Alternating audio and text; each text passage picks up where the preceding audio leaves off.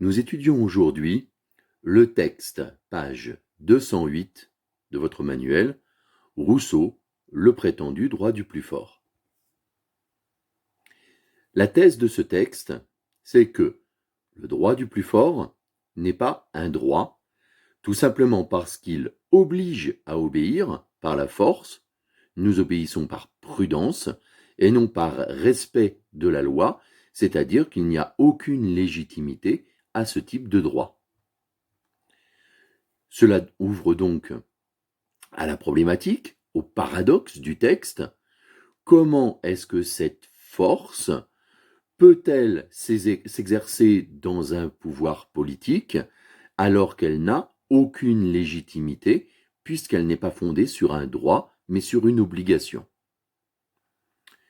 Ce texte opère une forme de raisonnement par l'absurde.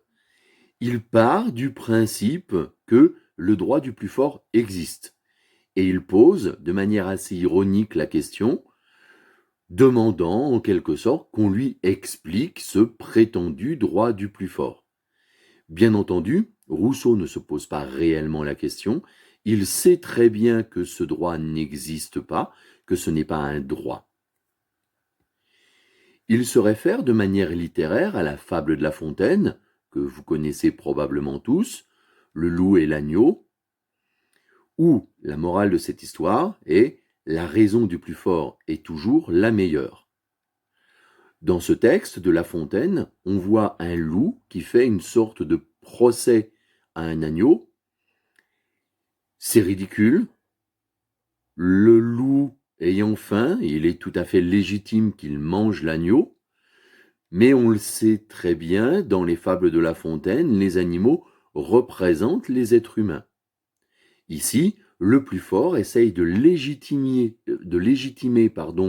l'usage de la force contre l'agneau, en lui faisant des reproches, en entourant, en transformant, en quelque sorte, cet exercice de la force en usage du droit. Cette fable nous laisse la même impression qu'à Rousseau. C'est un gallimatia. Vous avez une note dans votre manuel qui vous explique ce que c'est. C'est du charabia, c'est des bêtises, c'est du n'importe quoi. On voit bien en lisant cette fable que le loup n'est absolument pas légitime, il a faim, c'est la seule raison valable qui le pousse à dévorer l'agneau. Tous ces autres arguments sont faux, sont inventés, sont des choses qui sont juste là pour transformer en quelque sorte sa violence en une sorte de droit. Alors pour illustrer sa thèse, Rousseau nous prend deux exemples. Le premier exemple est religieux. Le deuxième exemple, c'est le brigand qui va vous voler votre argent au coin d'un bois. Dans la religion, rien ne vous empêche de vous révolter contre ce pouvoir.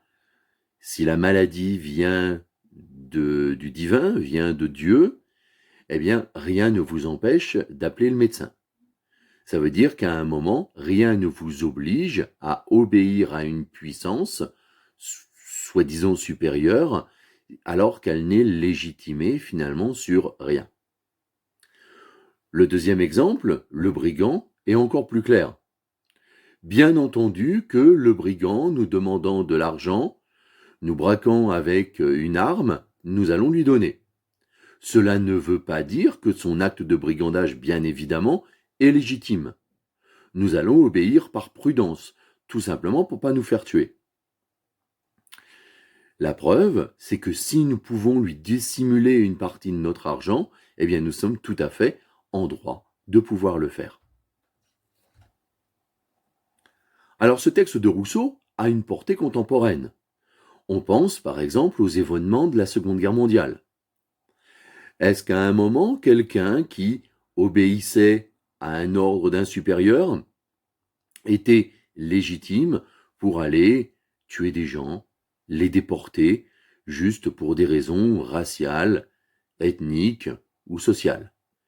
Pour Rousseau, évidemment, non.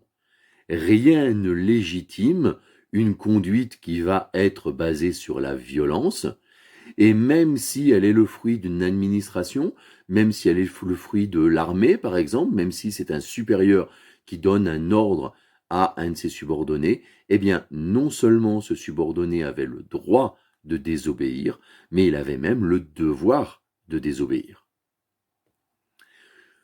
Deuxième illustration contemporaine, c'est ce que l'on a pu voir dans l'ex-URSS, sous la dictature de Staline, avec les procès qui étaient faits aux opposants politiques. Pourquoi ces procès? Peut-on se demander, en même temps que Rousseau. Alors que Staline était le plus fort, rien ne contestait son pouvoir, pourquoi donner cette représentation théâtrale d'un procès, cette apparence de justice, cette apparence de loi, pour tout simplement se débarrasser de ses opposants? Là encore une fois, Rousseau nous répond: si le plus fort ne donne pas à l'exercice de sa force l'apparence du droit, eh bien il s'affaiblit, tout simplement il ouvre la porte à un autre plus fort qui peut venir lui contester sa place, son pouvoir. Si c'est la force qui détermine le droit, eh bien alors le plus fort doit transformer l'exercice de sa force en droit afin de rester légitime et stabiliser en quelque sorte l'exercice de son pouvoir.